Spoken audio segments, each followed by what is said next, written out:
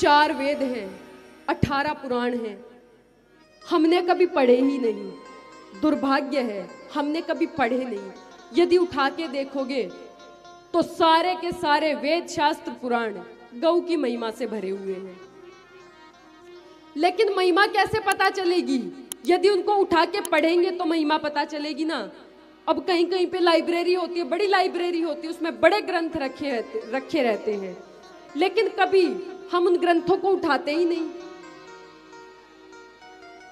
आज का समय क्या हो गया है, लोग दूध निकालते और गौ माता को छोड़ देते हैं सड़क पे, और क्या कहते हैं, हमने 4 गाय पाली, हमने 5 गाय पाली।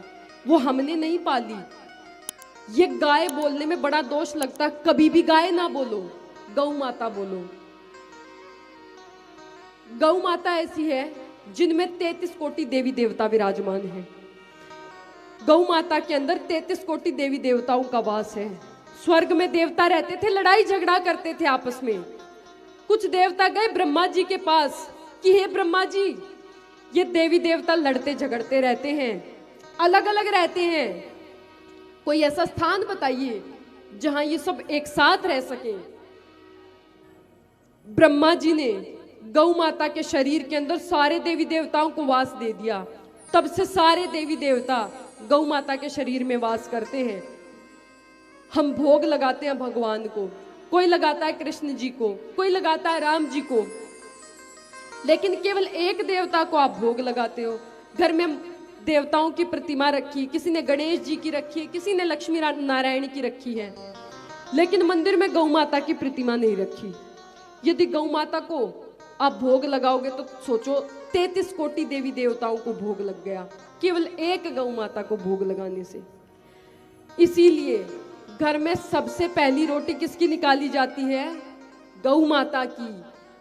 अंग्रेजी में काऊ काऊ बोल देते हैं, ये काऊ काऊ तो कौवा भी करता है, तो काऊ काऊ ना बोलो, गौ माता बोलो। क्या बोलेंगे? गौ माता। गाय नहीं बोलेंगे, वो गाय नहीं होती।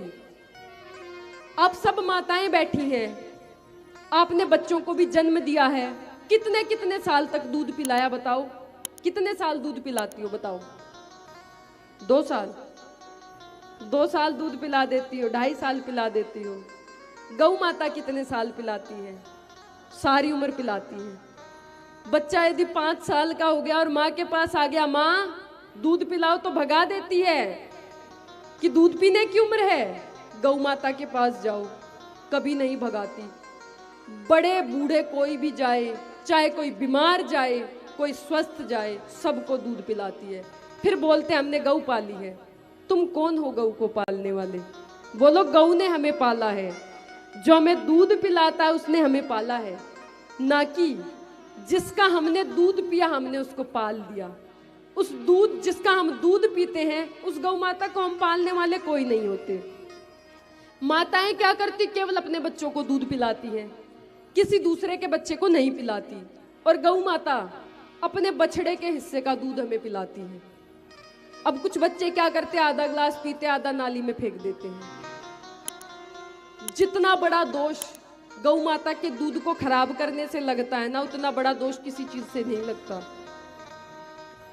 गुरुदेव बताते थे कि उनकी जो माता जी थी, यदि दूध गिर जाता था ना, मान लो गलती से पृथ्वी पर गिर गया, तो वो जमीन से पी जाती थी उसको, लेकिन उसको खराब नहीं किया जाता।